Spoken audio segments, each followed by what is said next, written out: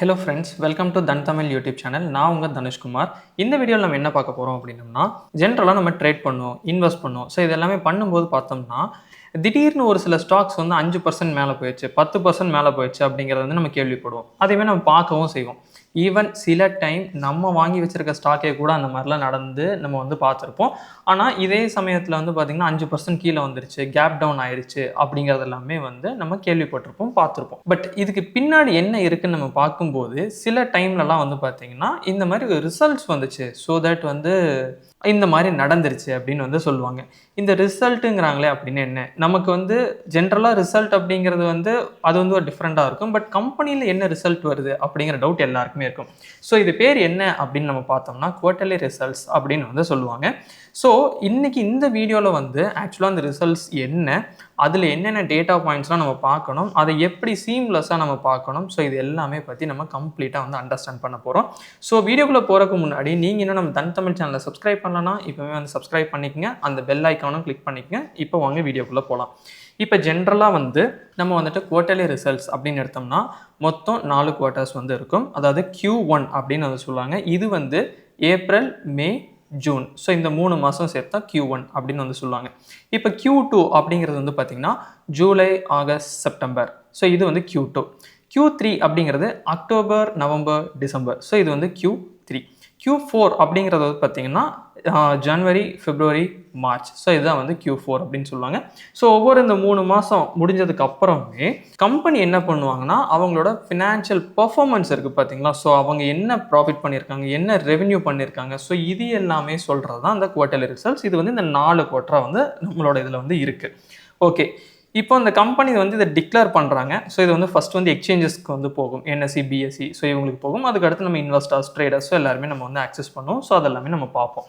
இப்போ இது எல்லாமே எனக்கு ஓகே தான், எனக்கு இந்த குவார்ட்டர்லி ரிசல்ட்ஸ் எல்லாமே வந்து புரிஞ்சிருச்சு. இந்த ரிசல்ட்ஸ் எப்படி இருக்கும், இதை நான் எப்படி அனலைஸ் பண்ணணும், எப்படி பார்க்கணும், ஸோ இது வந்து உங்கள் எல்லாருக்குமே இருக்கிற டவுட் இருக்கும். ஸோ அதை வந்து இன்றைக்கி நம்ம லைவாக வந்து அண்டர்ஸ்டாண்ட் பண்ண போகிறோம்.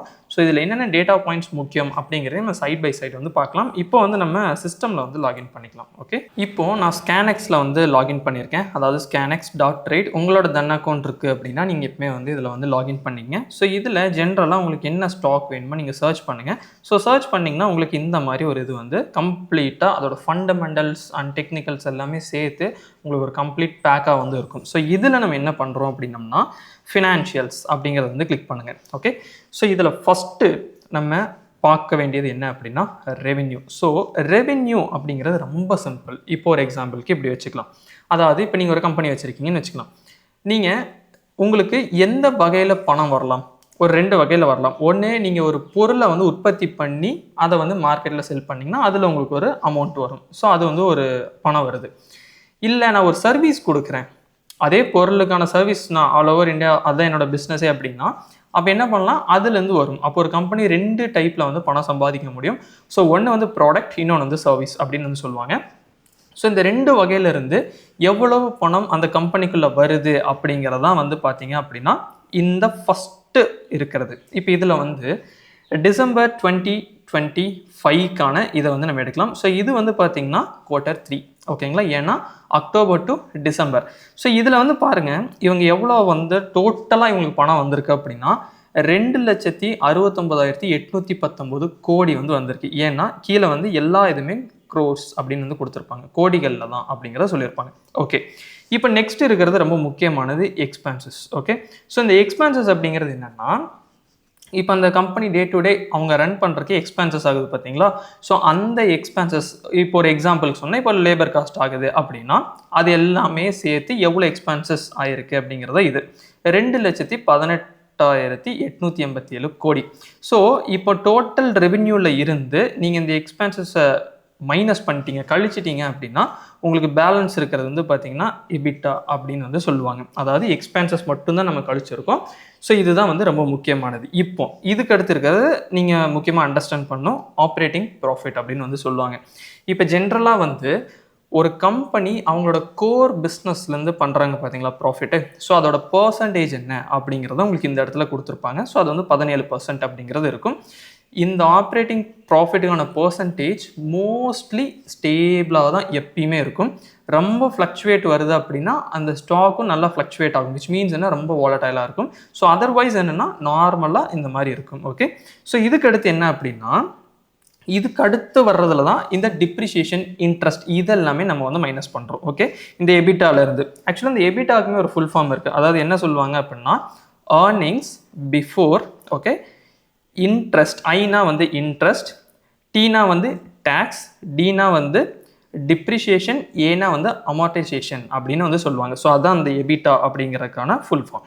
இப்போது நம்ம இதில் வந்து என்ன அப்படின்னா இதுக்கு அடுத்து வர்றதில் டிப்ரிசியேஷனையும் இன்ட்ரெஸ்ட்டையும் வந்து மைனஸ் பண்ணுறோம். ஸோ மைனஸ் பண்ணணும் அப்படின்னம்னா கிட்டத்தட்ட வந்து பார்த்திங்கன்னா டிப்ரிசியேஷனில் மட்டும் 14,622 கோடி டிப்ரிசியேஷனில் போயிருக்கு.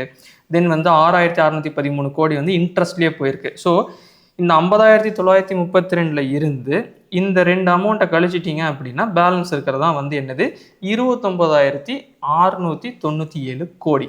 ஓகே, இப்போ இது வரைக்கும் உங்களுக்கு புரிஞ்சிருக்கும். இப்போ இதுக்கு அடுத்து என்னென்னு பாருங்கள், டேக்ஸு. இப்போ நம்ம வந்து ஜென்ரலாக ஒரு இன்கம் டேக்ஸ் கட்டுறோமா? இப்போ நீங்கள் வேலைக்கு போயிட்டுருக்கீங்க, இல்லை நீங்கள் ஒரு பிஸ்னஸ் பண்ணுறீங்கன்னு வச்சுக்கலாம்.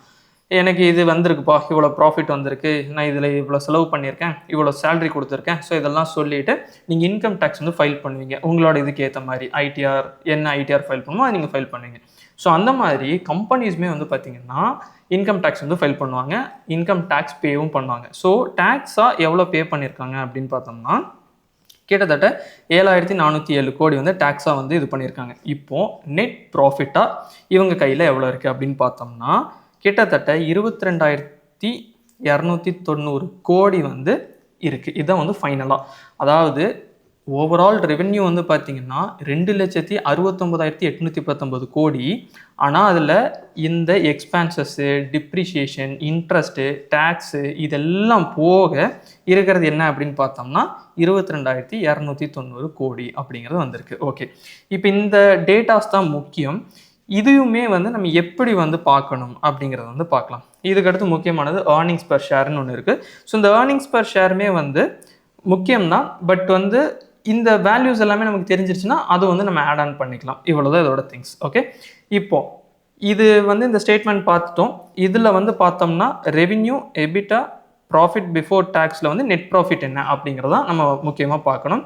நெக்ஸ்ட்டு இதில் ஒரு சில திங்ஸ் எல்லாமே ஸ்டடி பண்ணுவாங்க. அது என்னங்கிறத நான் சொல்கிறேன். இப்போ ஒரு எக்ஸாம்பிளுக்கு இது வந்து டிசம்பர், இது வந்து செப்டம்பர், ஒவ்வொரு 3 months கோர்க்கையுமே வந்து இது வந்து இந்த ரிசல்ட்ஸ் வந்து அப்டேட் ஆகிட்டே வரும். ஓகே, இப்போ இதில் என்ன பண்ணிடுவாங்க அப்படின்னா ஜஸ்ட் வந்து இயர் ஆன் இயர் வந்து கம்பேர் பண்ணாங்க. 2025 எப்படி இருந்துச்சு, 2026 எப்படி இருக்குது அப்படிங்கிறத கம்பேர் பண்ணுவாங்க. அப்படி பண்ணக்கூடாது. எப்படி பண்ணணும் அப்படின்னா இப்போ ஃபார் எக்ஸாம்பிள் டிசம்பர் 2025 இவங்க வந்து ஒரு ரெவென்யூ காட்டியிருக்காங்க அப்படின்னா டிசம்பர் 2024 எவ்வளோ காட்டியிருக்காங்க அப்படிங்கிற மாதிரி நம்ம என்ன பண்ணணும் அப்படின்னா அனலைஸ் பண்ணி பார்க்கணும். ஏன்னா இப்போ ஃபார் எக்ஸாம்பிள் ஒரு செட் ஆஃப் பீரியட் டைமில் தான் வந்து பார்த்தீங்கன்னா ஒரு சிலதுக்கான டிமாண்ட்ஸ் இருக்கும், ஒரு சில டைமில் அந்த டிமாண்ட் இருக்காது. அப்போது நம்ம வந்து இந்த மாதிரி தான் வந்து கம்பேரிசன் வந்து பண்ணணும். ஓகேங்களா? ஸோ இது வந்து நீங்கள் ஃபஸ்ட்டு அண்டர்ஸ்டாண்ட் பண்ணிக்கணும்.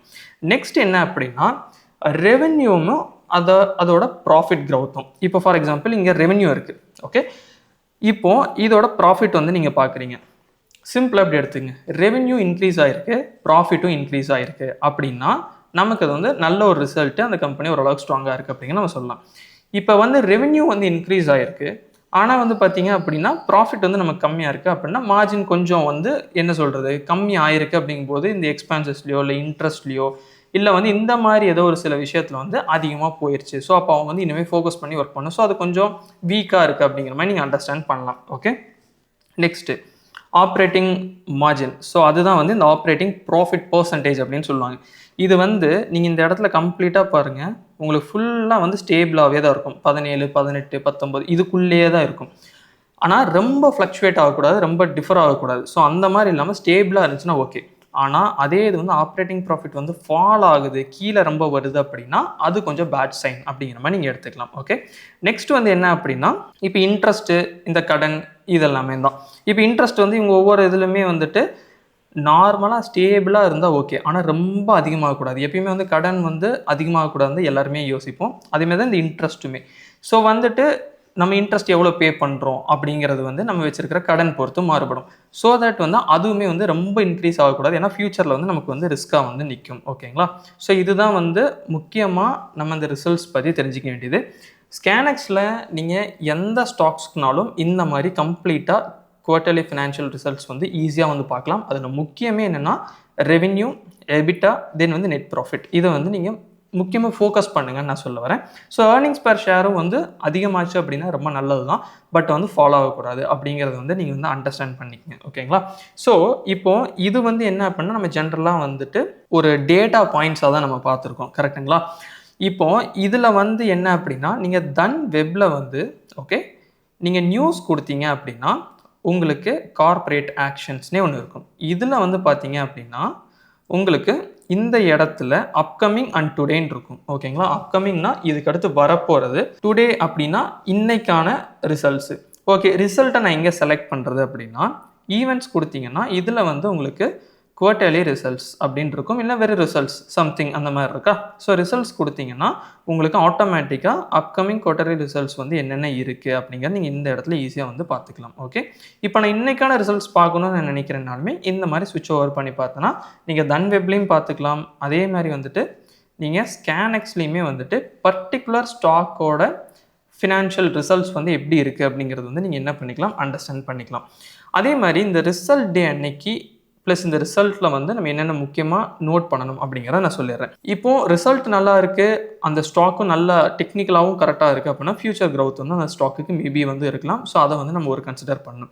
அதே மாதிரி வந்து ஒரு குவார்ட்டர் வந்து சரியாக பெர்ஃபார்ம் ஆகலை அப்படிங்கிறதுனால வந்துட்டு அந்த ஸ்டாக்ஸ் நல்லா இல்லாத ஸ்டாக்குன்னு நம்ம சொல்ல முடியாது. பிகாஸ் என்ன அப்படின்னா நான் முன்னாடியே சொன்ன மாதிரி தான் இப்போ சேம் குவார்ட்டரோட நீங்கள் பார்க்கணும். போன குவார்ட்டரில் இதே வருஷத்தில் நமக்கு வந்து போன குவார்ட்டர் இதே குவார்ட்டர் வந்து எப்படி இருந்திருக்கு, இப்போ 2025 நான் பார்க்குறேன் அப்படின்னா 2024 சேம் குவார்ட்டர் வந்து எப்படி இருக்குது அப்படிங்கிற நான் பார்த்தோன்னே எனக்கு ஒரு ஐடியா கிடைக்கும். ஸோ இது வந்து ரெண்டாவது முக்கியமான விஷயம். அதேமாதிரி ரிசல்ட் டே அன்னைக்கு வந்து அந்த ஸ்டாக் வந்து கொஞ்சம் ஹைலி வாலடைலாக தான் இருக்கும். ஸோ இன்ட்ராடே பண்ணும்போது நம்ம பார்த்து பண்ணணும். அதே மாதிரி வந்துட்டு நம்ம வந்து ரிசல்ட் வந்து வந்திருக்கு பிளைண்டாக அதில் போய் ட்ரேட் பண்ணிடக்கூடாது. ஃபஸ்ட்டு இந்த டேட்டா பாயிண்ட்ஸில் நல்லா அனலைஸ் பண்ணணும். கண்டினியூஸாக ரெவென்யூவில் க்ரௌத் காட்டியிருக்காங்களா, அதே மாதிரி வந்துட்டு ஆப்ரேட்டிங் ப்ராஃபிட் வந்து ஸ்டேபிளாக இருக்கா, அதே மாதிரி வந்து ப்ராஃபிட் இன்க்ரீஸ் ஆகுது, அதே மாதிரி நெட் ப்ராஃபிட்டும் கரெக்டாக இன்க்ரீஸ் ஆகிருக்கா. ஸோ இது எல்லாமே நீங்கள் பார்த்துட்டு தான் அந்த கம்பெனியில் நீங்கள் வந்து இன்வெஸ்ட் பண்ணுறதை பற்றியே யோசிக்கணும். ஸோ இதான் வந்து இந்த குவார்ட்டர் ரிசல்ட்ஸ் பற்றி கம்ப்ளீட் டேட்டா. பட் இதுலேயுமே உங்களுக்கு டவுட் இருக்குது அப்படின்னா அதை வந்து நம்மளோட கமெண்ட் செக்ஷனில் வந்து சொல்லுங்கள். ஸோ அதுக்கான கம்ப்ளீட் ஆன்சர் வந்து நாங்கள் தரோம். ஸோ தன் அக்கௌண்ட் ஓப்பனிங்கான லிங்க் வந்து டிஸ்கிரிப்ஷனில் இருக்குது. அதை கிளிக் பண்ணி இப்போவே அக்கௌண்ட் ஓப்பன் பண்ணி ஸ்கேனெக்ஸ், தன் ஆப், தன் வெப், ஸோ இது எல்லாத்துலேயுமே இது வந்து சீம்லெஸ்ஸாக வந்து பாருங்கள். ஸோ இதுதான் இந்த complete video. So thank you so much for வாட்சிங். Happy trading. Investments in the securities market are subject to market risk. Read all the related documents carefully before investing.